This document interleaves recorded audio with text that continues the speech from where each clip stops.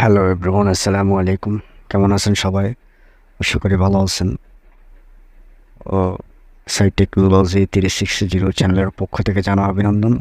আমি আজকে আপনাদের দেখানোর চেষ্টা করব টেন্ডা F6 যে রাউটারটা আছে। সো টেন্ডা F6 রাউটারে কীভাবে আমরা রাউটার থেকে রাউটার ইন্টারনেট সংযোগ প্রদান করবেন, অর্থাৎ একটা রাউটার থেকে অন্য একটা রাউটার আর্থানেট কেবল ইউজ করা যাবে, অর্থাৎ WISP যে অপশনটা আছে সেই অপশনটা ইউজ করে কীভাবে আপনারা সে রাউটার থেকে রাউটার ওয়্যারলেসের মাধ্যমে সেকেন্ডারি রাউটার হিসেবে একটা টেন্ডা F6 রাউটার ইউজ করবেন, সেই বিষয়টা আমি আজকে ভিডিওর মাধ্যমে দেখানোর চেষ্টা করছি। আপনারা যারা এখনও পর্যন্ত আমার এই চ্যানেলটা সাবস্ক্রাইব করেন না, দয়া করে আপনারা আমার এই চ্যানেলটা সাবস্ক্রাইব করবেন। চলুন আবার ভিডিও শুরু করি। প্রথমে আমরা টেন্ডা রাউটারের সাথে কানেক্ট হয়ে যাব। সো টেন্ডা রাউটারের সাথে কানেক্ট হওয়ার পর এবার আমরা চলে যাব ক্রোম ব্রাউজারে বা যে কোনো একটা ব্রাউজার সিলেক্ট করবো। সো আমি ক্রোম ব্রাউজার সিলেক্ট করলাম। ক্রোম ব্রাউজারে গিয়ে সার্চ করবো 192.168.0.1 এই আইপি অ্যাড্রেসটা সার্চ করবো। এই আইপি অ্যাড্রেসটা বেসিক্যালি রাউটারের পেছনে দেওয়া থাকে। সো আমাদের সামনে এরকম একটা ইন্টারফেস শো হবে connection type.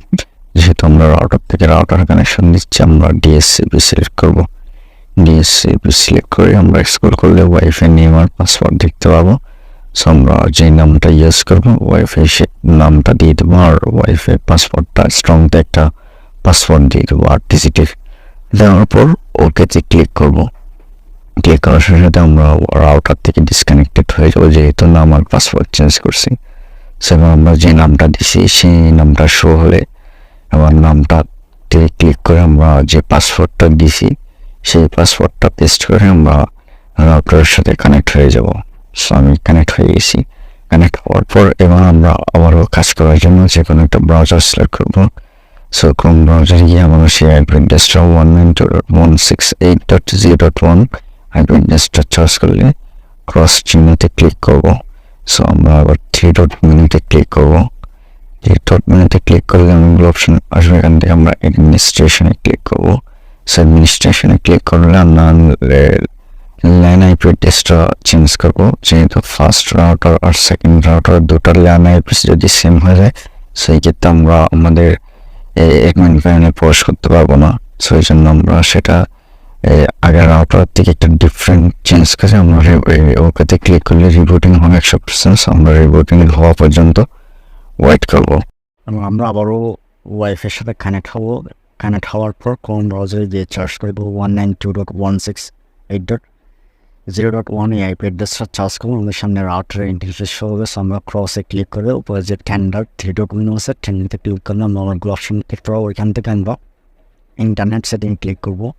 So internet setting click করার সাথে সাথে আমাদের WISP সিলেক্ট আসবে। সো আমরা WISP সিলেক্ট করবো, তারপরে ডিএসসিপি সার্ভারে ক্লিক করবো।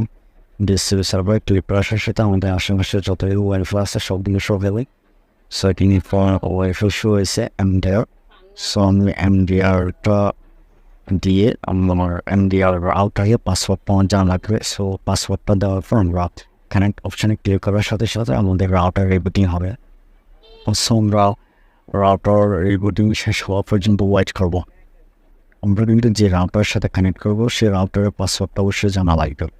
সে পাসওয়ার্ডটা অ্যাকুরেট না হলে কানেক্ট হওয়া পসিবল হবে না। ফার্স্ট রাউটারের পাসওয়ার্ডটা অর্থাৎ রাউটারের যে নামটা শো হবে, অর্থাৎ সেকেন্ডারি রাউটারে যে আশেপাশে যেগুলো যতগুলো রাউটার আছে সবগুলো শো হবে। সো যে রাউটারের সাথে আমি WISP কানেক্ট করব সেই রাউটারের পাসওয়ার্ডটা অ্যাকুরেট দেওয়ার সাথে সাথে কানেক্টে ক্লিক করার সাথে সাথে 1 মিনিটের মধ্যেই কিন্তু আমাদের ইন্টারনেট সংযোগ চালু হয়ে যাবে, যদি ফার্স্ট রাউটারে যদি ইন্টারনেট সংযোগ থাকে। সো আমরা সবসময় লক্ষ্য রাখবো যাতে ফার্স্ট রাউটারে ইন্টারনেট সংযোগ যাতে থাকে। সো এইভাবে আমরা টেন্ডা F6 রাউটারের router to router connection router to router connection WISP আমরা এভাবেই চালু করতে পারি।